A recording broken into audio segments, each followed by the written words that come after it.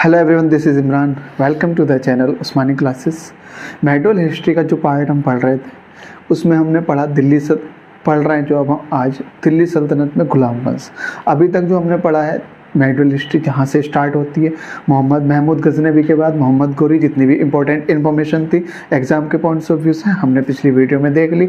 उसके बाद दिल्ली सल्तनत जो कि हमारी स्टार्ट हुई है 1206 से 1526 तक चलेगी। तो उसमें सबसे पहला वंश गुलाम वंश जो कि स्टार्ट कर रहे हैं हम कुतुबुद्दीन ऐबक के टाइम से। जितनी भी इंपॉर्टेंट इन्फॉर्मेशन है, एग्जाम ओरिएंटेड इन्फॉर्मेशन है, सारी की सारी हम एक ही वीडियो में कवर करते हैं। 15-15 मिनट की वीडियो, इसमें आपका पूरा गुलाम वंश कवर अप हो जाएगा। कोई भी क्वेश्चन इससे अगर आएगा तो यहाँ से बाहर नहीं आएगा, ठीक है।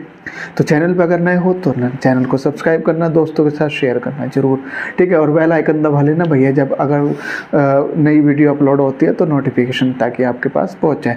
स्टार्ट करते हैं दिल्ली सल्तनत जो कि 1206 से। कभी कभी क्वेश्चन यहीं से ही पूछ लेता है दिल्ली सल्तनत का काल कहाँ से कहाँ था, मतलब कौन सा कितने समय क्या है, दिल्ली सल्तनत का टाइम पीरियड क्या है, ठीक है। तो ये होगा 1206 से 1526। 1526 में फिर इब्राहिम लोदी के साथ पानीपत का युद्ध बाबर के साथ होता है और उसके बाद फिर मुगल काल की स्थापना शुरू हो जाती है, मतलब मुगल काल शुरू हो जाता है। तो स्टार्ट करते हैं हम दिल्ली सल्तनत। तो हमने बात की थी मोहम्मद गोरी के तराइन के युद्ध के बाद चंदावर का युद्ध, और उसके बाद जो टेरिटरी एक्वायर की थी मोहम्मद गोरी ने, उसमें वो अपने गुलाम को नियुक्त कर जाता है और उसमें से एक गुलाम होता है कुतुबुद्दीन ऐबक, और वो दिल्ली सल्तनत की स्थापना करता है जिसमें गुलाम वंश शुरू होता है। सबसे पहले गुलाम वंश, उसके बाद अगर हम बात करें तो खिलजी वंश, उसके बाद तुगलक वंश, सैयद वंश, और फिर उसके बाद लास्ट लोधी वंश होता है। कभी कभी इनके क्रम भी पूछ लिए जाते हैं। तो स्टार्ट है हमारा 1206 से 1526 और इसमें भी गुलाम वंश हम शुरू कर रहे हैं और वो है 1206 से 1290, 84 वर्ष तक ये चला गुलाम वंश। कभी कभी टाइम पीरियड भी पूछ लेता है।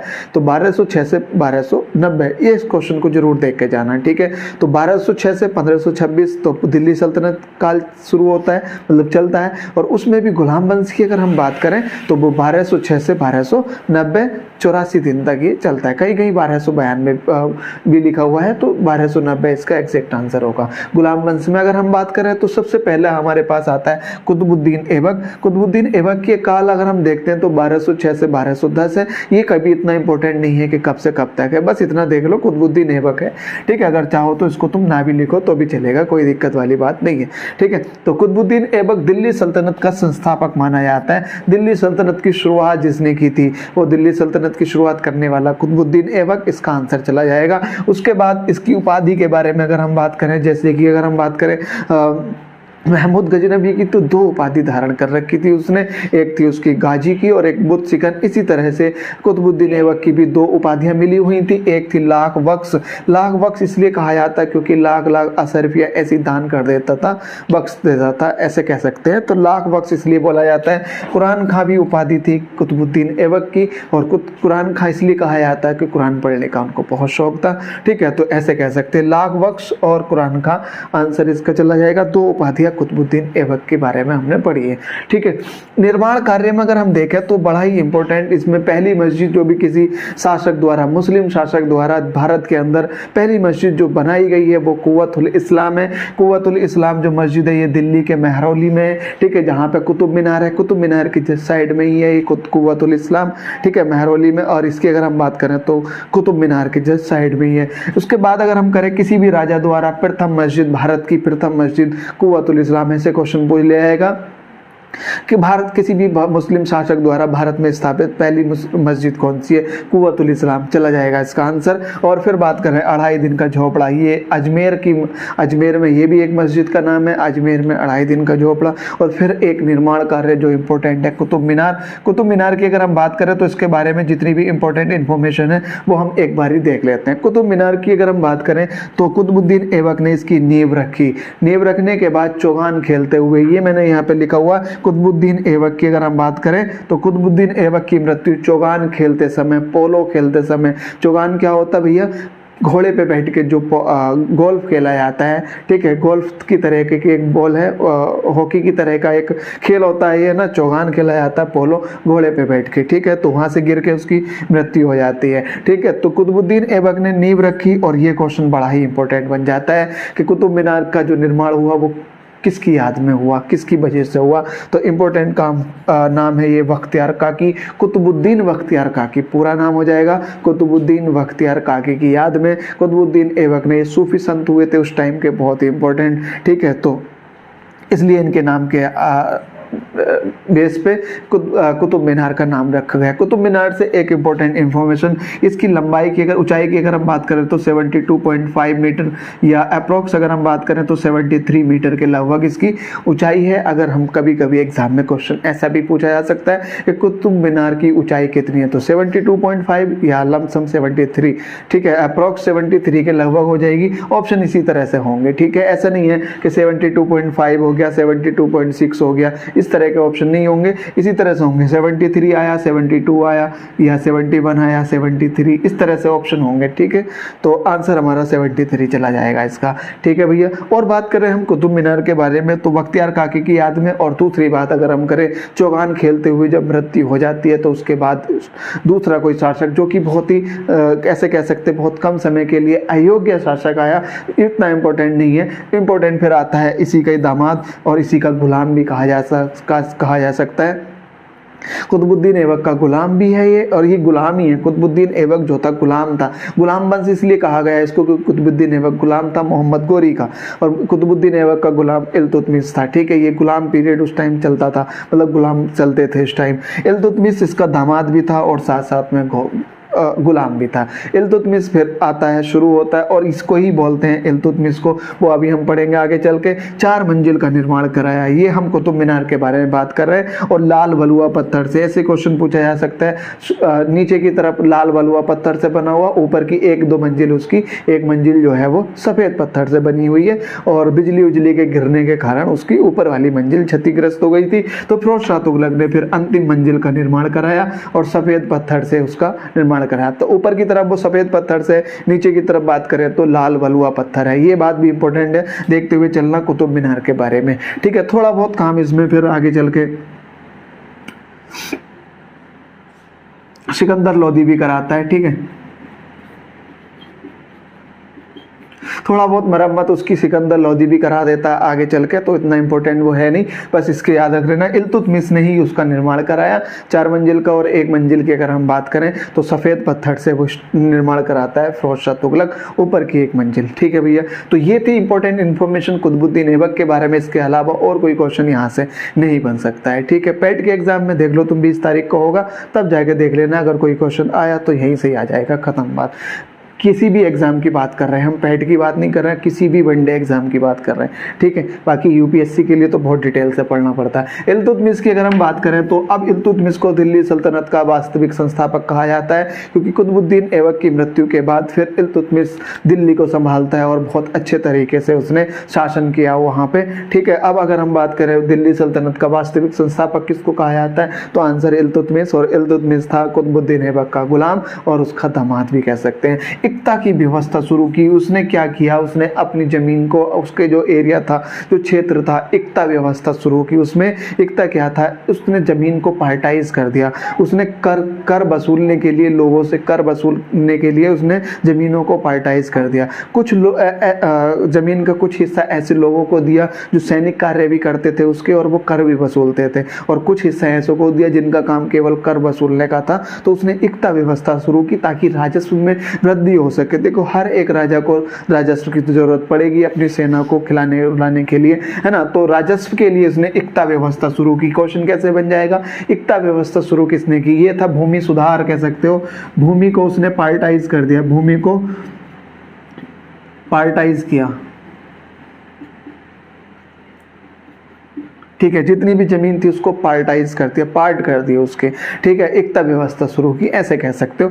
उसने 40 गुलामों का दल बनाया, यानी कि सुचारू रूप से चलाने के लिए, शासन को सही तरीके से चलाने के लिए उसने 40 गुलामों का दल बनाया। अमीरों का दल भी कहा जाता है इसको, 40 गुलामों का दल मतलब अमीरों का दल भी कहा जाता है, ठीक है। तो कहीं कहीं लिखा हुआ मिलेगा इसमें अमीरों का दल। तो 40 गुलामों का दल इसने बनाया ताकि वो सही तरीके से, अच्छे तरीके से शासन कर सके, उसकी देखभाल हो सके और वो शासन को सुचारू रूप से चला सके। तो 40 गुलामों का दल, तो 40 का उसने निर्माण कराया, 40 गुलाम, ऐसे 40 गुलाम का दल बनाया, इसको 40 भी बोलते हैं। चालीसा का निर्माण कराया। ठीक है, तो जो कि चहलकामी के नाम से भी है, इसका नाम है ना, तो इतना इंपॉर्टेंट है नहीं, उसको देख लेना बस। चालीसा का निर्माण। एकता व्यवस्था किसने शुरू की थी दिल्ली सल्तनत में? आंसर चला जाएगा इल्तुतमिश। चालीसा का निर्माण भी कराया इसने। सर्वप्रथम दिल्ली सल्तनत में सिक्के चलाए किसने चलाए? इल्तुतमिश ने। और 2 तरह के सिक्के चलाए उसने, और नाम क्या रखा उसका? टंकल। टंकल मतलब था चांदी का सिक्का। ठीक है, और जीतल, जीतल के नाम से उसने तांबे का सिक्का चलाया। तो 2 सिक्के बड़े ही इंपॉर्टेंट जो कि इल्तुतमिश ने अपने टाइम पे चला है, चांदी का और तांबे का। चांदी वाले को हम टंकल बोलेंगे और तांबे वाले को जीतल, इस नाम से भी ये आ सकते हैं। ठीक है, तो ये देख लेना भैया ध्यान से। तो 2 तरह के सिक्के इल्तुतमिश ने चलाए। ठीक है, आगे बात अगर हम करें तो राजधानी को लाहौर से दिल्ली भी ट्रांसफर करा। इतना इंपॉर्टेंट नहीं है भाई, इसको ना भी देखोगे तो भी चलेगा, लेकिन मैंने बस लिख दिया। इसका मतलब ये हो गया कि जब कुतुबुद्दीन ऐबक दिल्ली का संस्थापक था, शुरुआत की थी, तो राजधानी लाहौर थी, ऐसे हम कह सकते हैं। तो क्वेश्चन ऐसे पूछ लिया जाएगा, इल्तुतमिश के टाइम पे जो राजधानी थी वो लाहौर थी, उसके बाद लाहौर से दिल्ली आई इल्तुतमिश के टाइम पे।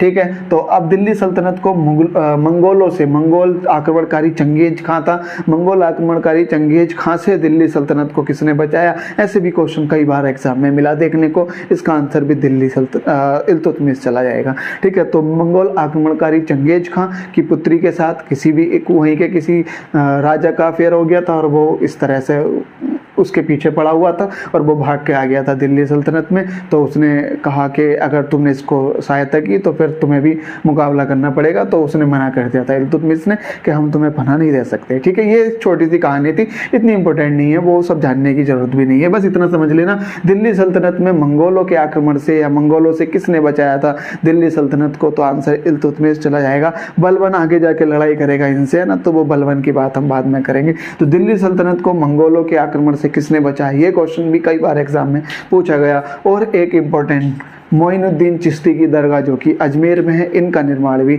इस दरगाह का निर्माण भी कराया था इल्तुतमिश ने। तो अकबर, और यहाँ पे एक इंपॉर्टेंट इंफॉर्मेशन यहाँ भी मिल जाती है, अकबर ने 2 बार इसकी पैदल यात्रा की थी। ठीक है, तो अकबर ने जो है इसकी पैदल यात्रा की थी 2 बार वो अजमेर पैदल गया था। ऐसे भी क्वेश्चन एग्जाम में पूछ लिया गया था, तो बस ये देख लेना, मोइनुद्दीन चिश्ती की दरगाह का निर्माण किसने कराया? तो इल्तुतमिश इसका आंसर होगा। तो जल्दी से हम इल्तुतमिश के बारे में देखते हैं। दिल्ली सल्तनत का वास्तविक संस्थापक, एकता व्यवस्था इंट्रोड्यूस की थी उसने, चालीसा का निर्माण कराया था। ठीक है, उसके बाद अगर हम बात करें तो 2 तरह के सिक्के चलाए उसने, चांदी का और तांबे का, जीतल और टंकल। जीतल तांबे का था और टंकल चांदी का था। उसके बाद उसने लाहौर से दिल्ली ट्रांसफर करी राजधानी। उसके अलावा और अगर हम बात करें, मंगोल आक्रमणकारी चंगेज खां से दिल्ली सल्तनत की हिफाजत की इल्तुतमिश ने। और उसकी अगर बात हम करें, मोइनुद्दीन चिश्ती की दरगाह का जो निर्माण कराया ये भी इल्तुतमिश ने कराया था। और इस दरगाह में 2 बार पैदल यात्रा की थी अकबर ने, पैदल चल के। ठीक है, तो ये था इल्तुतमिश के बारे में जितनी भी इंपॉर्टेंट इन्फॉर्मेशन थी। यहाँ इसके अलावा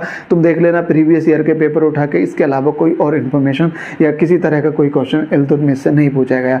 रजिया सुल्तान के बारे में अगर हम बात करें तो इल्तुतमिश का जो योग्यकारी पुत्र था वो तो इल्तुतमिश से पहले ही खत्म हो जाता है, मृत्यु हो जाती है उसकी। तो बाकी के जो पुत्र थे उसके इतने योग्य थे नहीं और इतना जानने का भी है नहीं। ठीक है भाई, इंपॉर्टेंट और भी बहुत सारी चीजें, तो इसलिए इतना ज़्यादा उनके अयोग्य शासकों के बारे में जानने की एग्जामिनर को भी कोई इंटरेस्ट नहीं है, तो इसलिए वहाँ से क्वेश्चन बनने के भी सवाल नहीं बनता है। ठीक है, तो रजिया सुल्तान एक इंपॉर्टेंट शासिका उस टाइम रही थी, इल्तुतमिश की पुत्री थी, बेटी थी और पहली महिला शासक, पहली मुस्लिम महिला शासक। अगर हम बात करें तो इसका आंसर भी, ये क्वेश्चन ऐसे पूछा गया, पहली मुस्लिम महिला शासक कौन थी? तो आंसर चला जाएगा रजिया सुल्तान, इल्तुतमिश की पुत्री थी। ठीक है, इतनी और इंपॉर्टेंट इन्फॉर्मेशन इसके बारे में ज़्यादा मिलती नहीं है। आगे चलते हैं। बलबन, बलबन से पहले नासिरुद्दीन महमूद जो कि बलबन के से पहले शासक बना, इतना इंपॉर्टेंट शासक था नहीं। नासिरुद्दीन महमूद ने ही उलूग खां की उपाधि दी थी, ऐसे क्वेश्चन पूछ लिया जाएगा। उलूग खां की उपाधि किसने धारण की, किसको मिली हुई थी? तो उलूग खां एक तरह का जैसे खलीफाओं की उपाधियाँ होती थी, ऐसी उलूग खां की उपाधि थी उस टाइम, तो बलबन को मिली हुई थी और दी थी नासिरुद्दीन महमूद ने, जो कि इससे जस्ट पहला वाला शासक था दिल्ली सल्तनत का, इतना इंपॉर्टेंट था नहीं, तो इसलिए उसको हम ज़्यादा पढ़ नहीं रहे। बलबन के बारे में, इसका पूरा नाम गियासुद्दीन बलबन था और 40 गुलामों में से एक था। जो चालीसा का निर्माण इल्तुतमिश ने करा था उनमें से एक गुलाम ये भी था। बलबन भी बहुत ही योग्य और कुशल था लड़ाई में, और इसकी अगर हम बात करें तो ये 40 गुलामों में से एक था। तो इसने उसके बाद जब 40 गुलामों में से एक था तो 40 का भी दमन किया। ये क्वेश्चन भी पूछ लिया जाता है, 40 का खात्मा किसने किया था, 40 का दमन किसने किया था। तो इसका आंसर भी चला जाएगा बलबन, घियासुद्दीन बलबन इसका पूरा नाम था। 40 गुलामों में से एक था। सिजदा की प्रथा और पैबोस की प्रथा इसने शुरू की थी। ये बड़ा इंपॉर्टेंट, बलबन से ये क्वेश्चन कई बार पूछा गया। सिजदा की प्रथा और पैबोस की प्रथा, इसका मतलब होता है अपने राजा को झुककर सलाम करना। सिजदा और पैबोस दोनों के मतलब यही होते हैं, अपने राजा को झुककर दंडवत प्रणाम करना। ठीक है, तो ये सिजदा की प्रथा और पैबोस की प्रथा किसने शुरू की थी। पैबोस मतलब पैरों को चूमना या दंडवत प्रणाम करना, लेट के जो इस तरह से हाथ लंबे करके प्रणाम करते हैं, वो वाली बात चल रही है यहाँ पे। तो सिजदा की प्रथा और पैबोस की प्रथा किसने शुरू की थी, ये भी एग्जाम में क्वेश्चन पूछा जाएगा। तो बलबन इसका आंसर चला जाएगा। ठीक है, बहुत एकदम कठोर तरह का व्यक्ति था ये, एकदम गुस्से में रहता था हमेशा, और बस जरा सा भी न्याय प्रिय था बहुत ज्यादा। अगर किसी ने भी कुछ गड़बड़ की तो सीधा गर्दन उड़ा देना था। तो इसलिए देखो, गर्दन उड़ा देने का मतलब लौह एवं रक्त की नीति अपनाई हुई थी। तो ये क्वेश्चन भी कई बार एग्जाम में पूछा गया कि लौह और रक्त की नीति किसने अपनाई थी, है ना। ये क्वेश्चन भी एग्जाम में पूछा जाएगा। तो लौह और रक्त की नीति ये बलबन ने अपनाई थी। बहुत ही कठोर इसका नियम था, बहुत ही कठोर कानून थे, न्याय प्रिय था बहुत ज्यादा, बस सीधा गर्दन उड़ा देता था किसी ने अगर गड़बड़ की तो। इसलिए लौह एवं रक्त की नीति उसको उसकी कही जाती है। तो इसमें इंपॉर्टेंट बात ये वाली हमारी कई बार एग्जाम में पूछी गई है। एक और जो क्वेश्चन था बड़ा ही इंपॉर्टेंट, नौरोज नवरोज के नाम से भी कहीं कहीं लिखा होता है। तो नौरोज एक त्यौहार होता है ईरान फारस का, जो नववर्ष के टाइम पे वो लोग मनाते हैं। तो उस त्यौहार को भी मनाता था बलबन। तो ये क्वेश्चन भी ऐसे पूछा जाता, दिल्ली सल्तनत का कौन सा शासक था जिसने नौरोज त्यौहार मनाया। नवरोज कभी कभी एग्जाम में पूछा गया। तो लौह एवं रक्त की नीति किसकी थी, बलबन की। सिजदा की प्रथा पैबोस की प्रथा किसने शुरू की। 40 का दमन किसने किया, शुरुआत इल्तुतमिश ने किया, दमन किसने किया, बलबन। और बलबन उस 40 में से एक गुलाम था इल्तुतमिश का। क्लियर इतनी बात। तो ये बड़ी ही इंपॉर्टेंट इंफॉर्मेशन है सारी, अगर क्वेश्चन आएगा तो बस यहीं से। इसके अलावा कोई क्वेश्चन मेडवल हिस्ट्री में गुलाम वंश से बिल्कुल भी नहीं बनता है। ये गुलाम वंश हमने खत्म कर लिया, मुश्किल से 10-15 मिनट की वीडियो है। एक बार जरूर देख लेना, पूरी वीडियो को नोट कर लेना, जितने भी इंपॉर्टेंट इंफॉर्मेशन है एक बार रिवाइज कर लेना और बस काम खत्म। इसके अलावा किसी भी वनडे एग्जाम के लिए इसको दोबारा पढ़ने की जरूरत नहीं पड़ेगी। ठीक है, तो सिजदा की प्रथा किसने शुरू की, पैबोस की प्रथा किसने शुरू की, पैबोस मतलब पैरों को चूमना। 40 का दमन किसने किया, लौह एवं रक्त की नीति किसकी थी, है ना। तो ये सब बलबन इसका आंसर चला जाएगा। ठीक है, और अगर हम बात करें तो नौरोज को कौन मनाता था, नौरोज एक त्योहार था। ठीक है, और एकता की व्यवस्था किसने शुरू की, तो इल्तुतमिश। 40 का निर्माण किसने किया, 40 का निर्माण तुजुक चहलकामी के नाम से भी ये जाना जाता है। तो इसका निर्माण किसने किया, इल्तुतमिश के टाइम पे। और 2 तरह के सिक्के चलाए उसने, चांदी का और टंकल, और जेतल जो है वो उसका तांबे का था। 2 तरह के सिक्के चलाए। दिल्ली राजधानी अपनी लाहौर से ट्रांसफर की, है ना। चंगेज खां से मंगोल आक्रमणकारी से बचाया इल्तुतमिश। पहली महिला शासक रजिया सुल्तान, बस उसके अलावा और कोई क्वेश्चन वहां से नहीं बनता है। ठीक है, 40 गुलामों का एक दल उसने बनाया इल्तुतमिश की अगर हम बात करें, और बस मोइनुद्दीन चिश्ती की दरगाह का निर्माण कराया। कुतुब मीनार के बारे में हमने बात कर ही ली है। कुतुबुद्दीन ऐबक ने कुतुबुद्दीन बख्तियार काकी की याद में नींव रखी और इल्तुतमिश ने उसका निर्माण कराया। 4 मंजिल का लाल बलुआ पत्थर से, और 5वीं मंजिल जो थी फिरोज शाह तुगलक ने निर्माण कराया। और उसके बाद थोड़ी बहुत मरम्मत लास्ट में जाके फिर सिकंदर लोधी भी शुरू कर देता है। ठीक है, तो दिल्ली सल्तनत का वास्तविक संस्थापक अगर पूछा जाएगा तो ये चला जाएगा इल्तुतमिश, और दिल्ली सल्तनत का संस्थापक अगर कहा जाएगा तो फिर उसका आंसर कुतुबुद्दीन ऐबक चला जाएगा। चौगान खेलते हुए, ये क्वेश्चन तो बड़ी बार पूछा गया, चौगान खेलते हुए इसकी मृत्यु हुई थी कुतुबुद्दीन ऐबक की। भैया क्लियर हो गई। लाख बख्श इसकी उपाधि थी कुरान खां कुतुबुद्दीन ऐबक की। इतनी सी बात थी, बस 15 मिनट की ये वीडियो है, आपके लिए बहुत इंपॉर्टेंट होने वाली है। एग्जाम में अगर क्वेश्चन आएगा गुलाम वंश से दिल्ली सल्तनत में, तो इसके अलावा कोई क्वेश्चन नहीं बनेगा। ठीक है, तो मिलते हैं अगली वीडियो में। आज के लिए इतना ही। चैनल को सब्सक्राइब करना, दोस्तों के साथ शेयर करना। Thanks for watching and keep learning.